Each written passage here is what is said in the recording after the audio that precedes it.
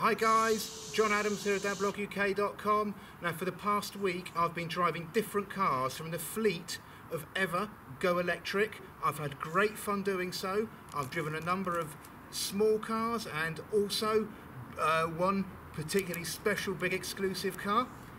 Here's how I got on.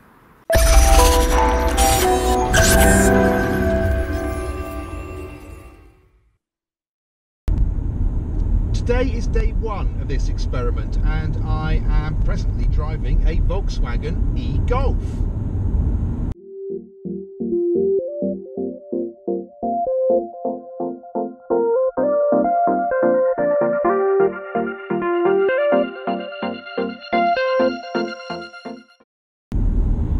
I'm not going to talk through all of the functions and the features of the e-Golf, because that's not the point of these videos. And what it's really all about is about me driving electric cars and telling you what I think about the experience, not to sort of go into the detail of each individual vehicle. The guys at EVr Go Electric dropped the e-Golf off to me this morning shortly before I went on the school run. They gave me a brief handover, told me what to expect and talked me through how to drive the car. And at first, I've got to be honest, I was a tiny bit nervous about doing it because I hadn't realised that there were quite so many differences between driving an electric and, say, a petrol or a diesel vehicle. However, I had no reason to be concerned. Part of the issue was that today is Tuesday. We've just had the Easter bank holiday Monday. It's the first day back of the working week after the Easter holiday. I was having to get the kids ready, get them into the car, get them to school and so on, and the various other little errands I had to run. And I kind of thought, I'm getting to do the school run in a strange vehicle, and it's not even petrol or diesel. What's this going to be like? I really didn't have to worry. It was very straightforward to drive. In terms of acceleration, I was briefed that the e-Golf might be a little bit slow at the lower end of the scale, but that it did accelerate reasonably well in the mid-range. I have to say, that's not been my experience. I've actually found it accelerated very well at all speeds.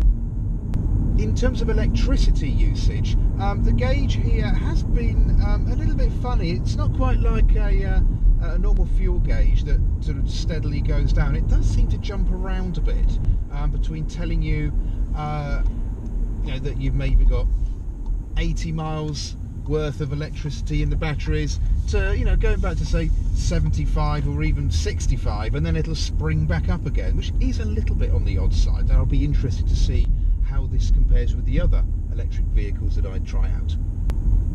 Another point that I was briefed about that I think is worth mentioning is the lack of engine noise, and I was told that I should be careful around pedestrians because they won't necessarily hear an electric vehicle coming.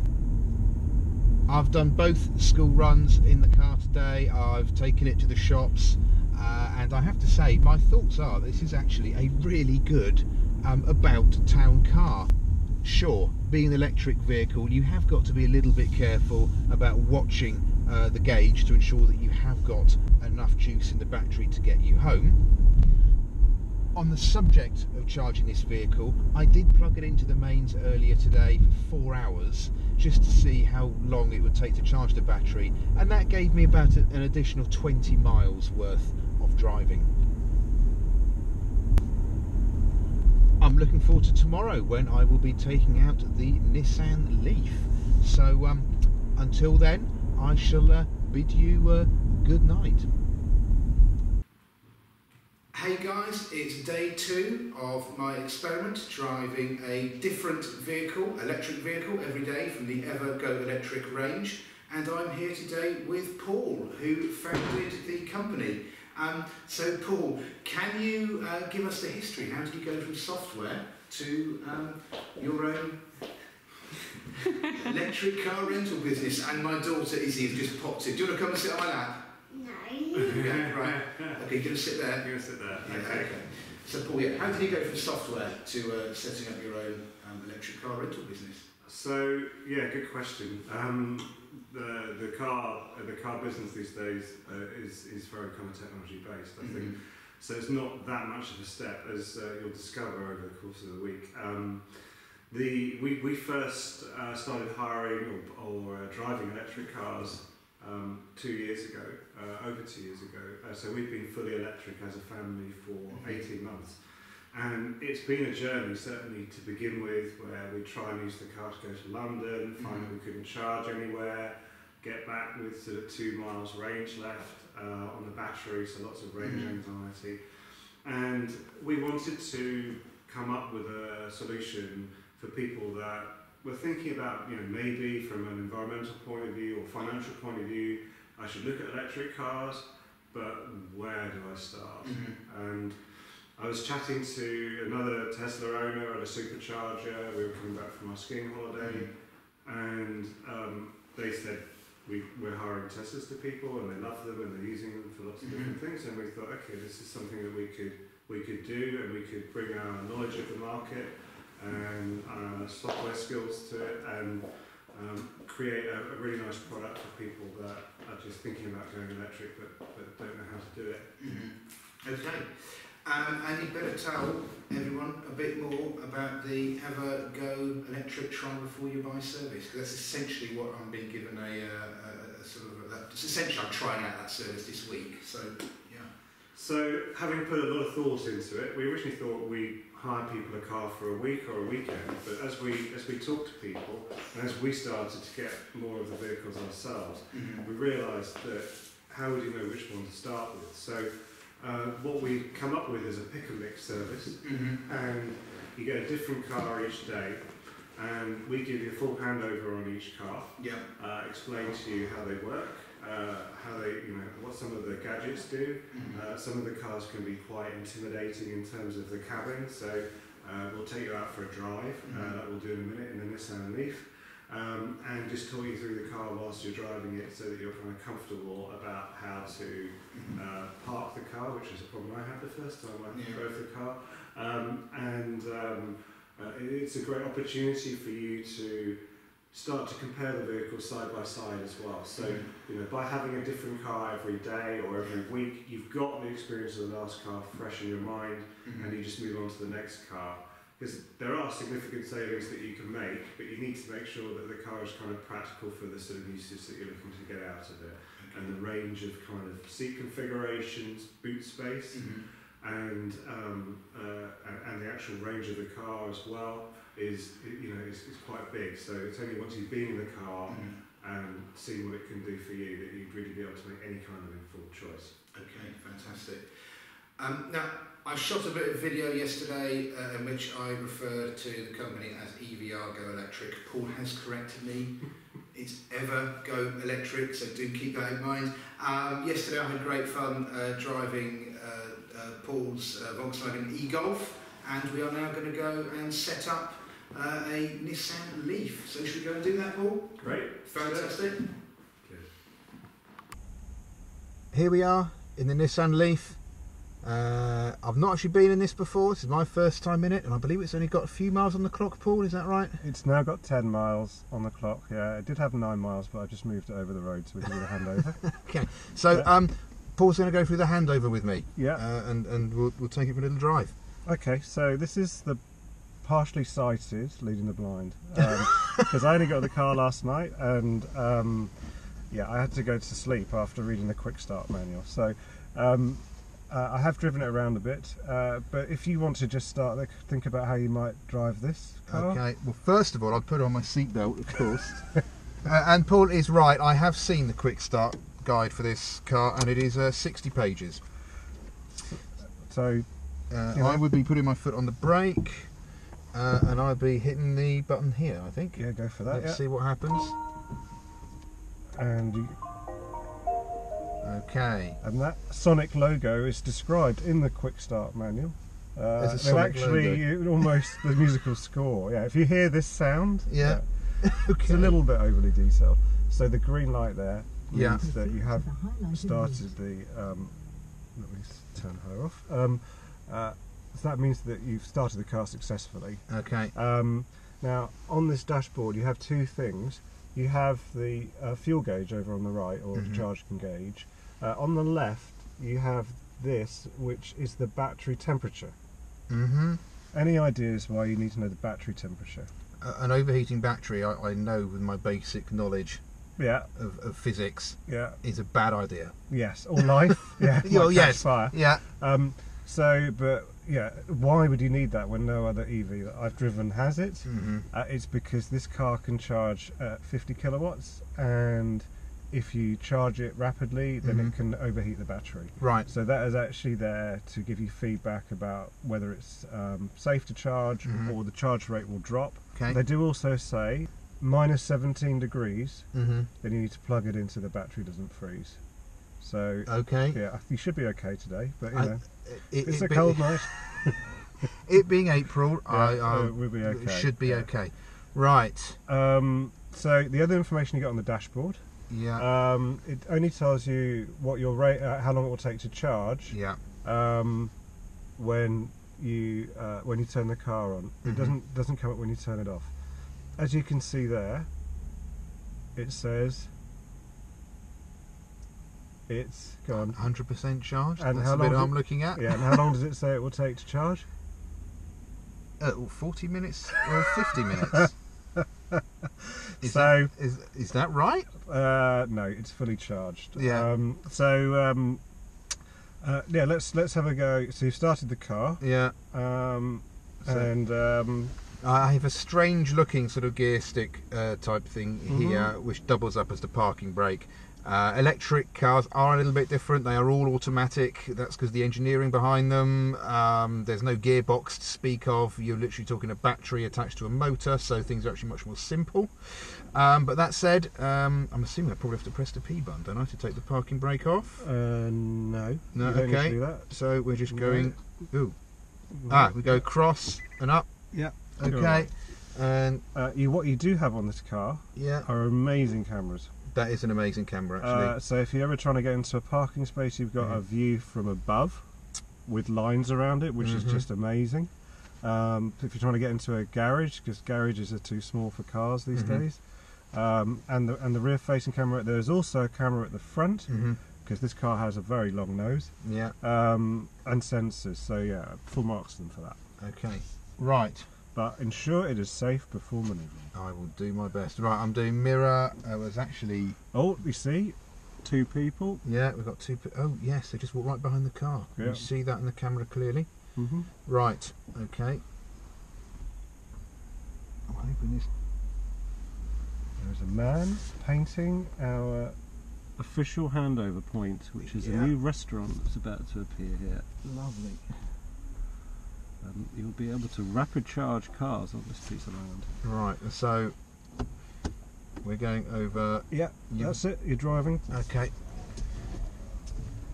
Now you've essentially got two drive options, as you did with the Golf. You've got the drive and the B. Remember what the B option is, Paul? The B is regenerative braking.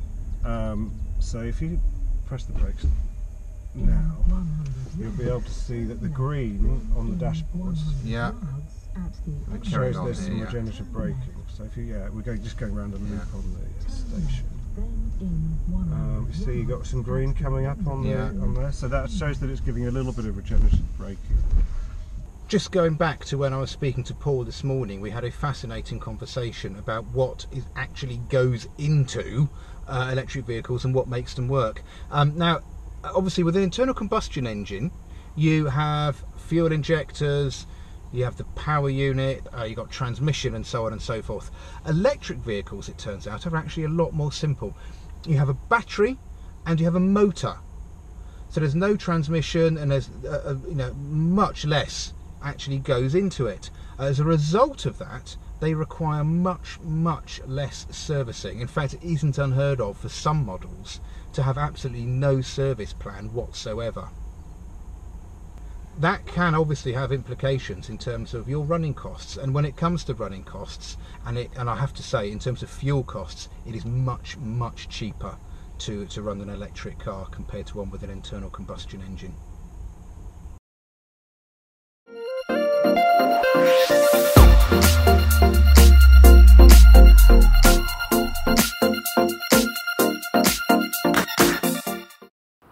the thing I have to show you here is the back door. I'm just going to show you here. See, that front door is already open.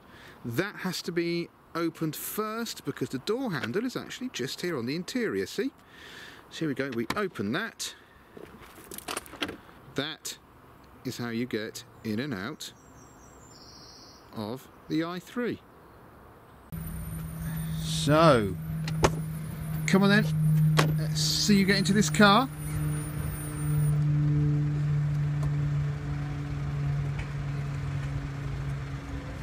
You gonna wave? This is your instrument panel on the i3, and you will see some differences compared to see on most cars.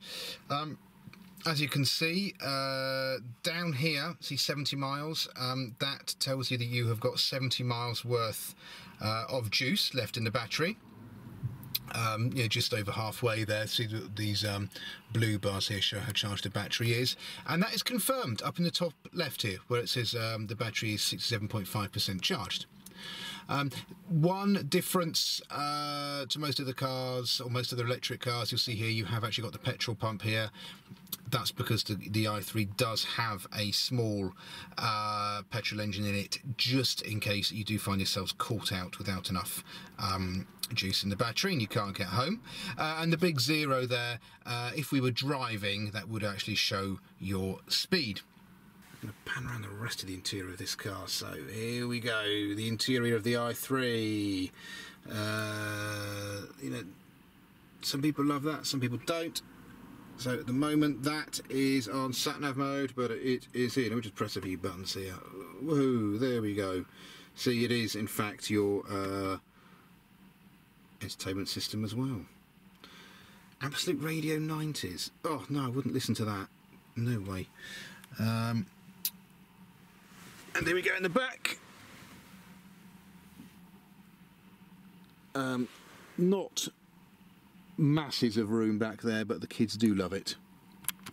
Hey guys, it's day 4 of my electric vehicle challenge with EVr Go Electric. Today I am in a Renault Zoe.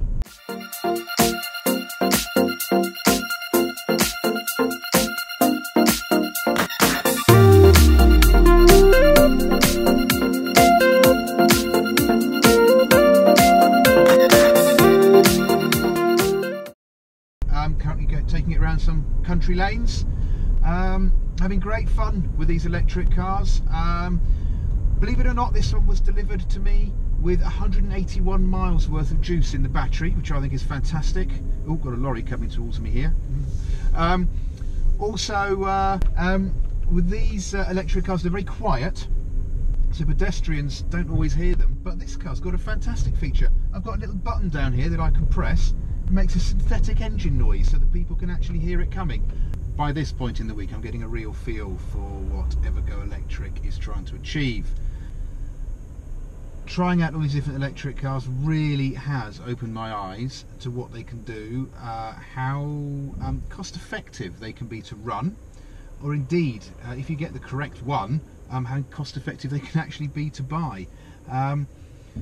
Using it for day-to-day purposes have been fantastic, and being able to charge at home, I haven't faced any kind of issues or concerns about having to keep the car on the road and charged up. Keeping an electric car charged up, or the batteries going flat, I think that is probably one of the biggest fears that most people have. But as I say, for me in day-to-day use, I can actually see it working. Something I haven't yet done on film is explain how you charge your electric vehicle up. By and large, it's a very similar process with all the vehicles. Now, I haven't gone on any mammoth journeys. If I had, I would have had to have relied on public charging points. They do exist. Paul Collins has taken me to 1 or 2 of them, so I have seen them. I, however, have relied on charging the cars at home. Now, to do so, you will need a pretty hefty charging cable. It'll look something like this, and somewhere on the vehicle, usually where you would find the petrol cap, you will find a charging point. Now this is the Renault Zoe. The Renault Zoe's charging point is in a slightly different position. I'll just show you. I've actually got to use the key to unlock it, so here goes. There we go, it has unlocked. So you can actually find it underneath the badge and the bonnet. There we go, pop that open there. You then pop this open. And on this particular charging cable, you would put the blue end in there. And if I were at home, I would put this end into an adapter and then into the mains and leave the car there to charge. I can't really look behind me when I'm driving, Poppet. Okay, all right. Look, can I change the subject? So I've had the Golf, Nissan Leaf, i3. This is our 4th electric car. Which is our favourite so far? The last one we had. Oh, the BMW i3. Because this is the Renault Zoe. Now, Izzy was telling me she liked this car because of the cup holders. Oh, it's got a maze on the top. Oh, you both seem to like that, don't you? Yeah. Okay guys, I promised you something a little bit special. The final electric car that I'm driving from EVr Go Electric. Here it is, the Tesla Model X. Now check this out, see how cool this is.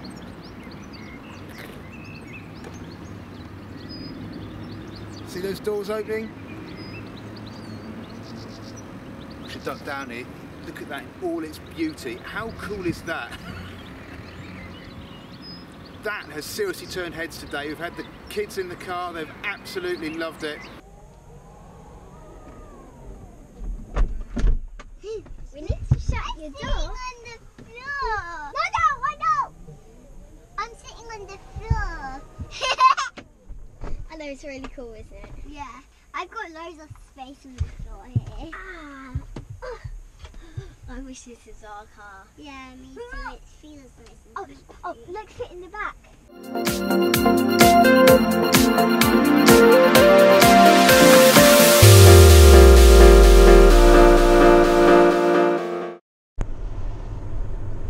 This car is immeasurably cool, especially when people see the back doors open up. It stops them in their tracks. This car is about as close to Kit from Knight Rider, I think, as I've ever seen. It can, you know, with some limitations, it can actually drive itself. In fact, it's giving me a symbol here. There's a little symbol on the dash here, little steering wheel symbol. When you see that, it's just gone away again, but you knock this stick here twice. There we go, it's on. The car's essentially driving itself. I've not got my foot on the accelerator. My hands are just hovering over the steering wheel. And yes, I have done that on the motorway as well.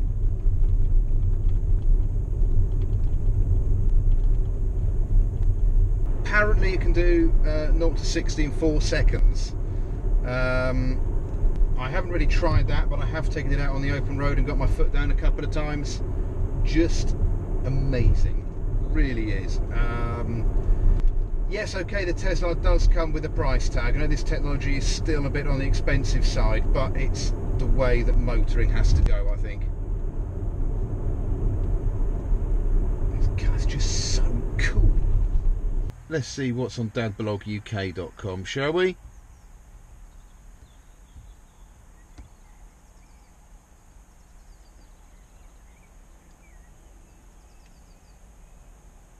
I want to go full screen, please.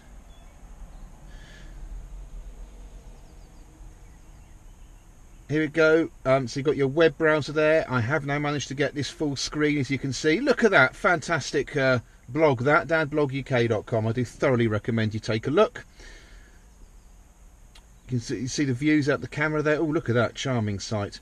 What's this here? Okay, so you can link your phone there. But as you can see, massive screen there, can't miss anything. Check this out. I don't know if you can see that guy there in that blue car. He's just pulled up, run over with his phone and snapped a load of photos before running off. He only had to ask. Just giving you a quick view into the back of this car so you can see how big it is. Just to add a bit more light in, I have currently got the Falcon wing doors. I've discovered what they're called. They're called Falcon wings open. As you can see, you've got the kids' car seats in the back here. There isn't a huge amount of space once you get right to the very back. Legroom is okay, but you've not got a great deal of space there, and the kids did comment on that as it happens. But anyway, it's still a massive car. Sat here, wow, you could do the breaststroke in the back here. It's absolutely massive, and absolutely zero complaints about the amount of space in the front. This is a big vehicle. It's early Sunday morning. It's just gone 7 o'clock. And I'll let you into a secret. I haven't washed or anything. I just wanted to jump into the car and go and do a final bit of filming and photography before the world woke up. And also to give a final few thoughts on my time driving EVr Go Electric's fleet of cars. Let me just get the one burning issue out of the way now. My favourite car has without a doubt been this one, the Tesla Model X. It's just awesome, packed full of great features, a lot of great safety features, drives beautifully, and actually just a random thought for you there, getting into the car and heading off very early in the Sunday morning, you get absolutely no guilt for starting the engine as you do when I'd normally go out and start up our diesel. To be honest though, if I were going to buy an electric car, it wouldn't be a Tesla, but that's purely on the grounds of cost, because they are superb, but they are high-end and they come with a high-end price tag. I think, having driven the 4 cars now, so that's a Volkswagen e-Golf, a BMW i3, a Nissan Leaf and a Renault Zoe, I think my favourite, or the one I would probably go for, would be the Volkswagen e-Golf, and that is largely down to ease of driving and also the size and space that you get within the vehicle. The BMW i3, fantastic car actually. I did really like it. But the compromise for me was too much, the lack of space in the back seats for the kids. Although the kids absolutely loved the way the doors opened, they were enthralled by that. It just didn't have the space, I didn't think, for a family. The Zoe and Nissan Leaf, I've got no complaints about them, let me make that absolutely clear.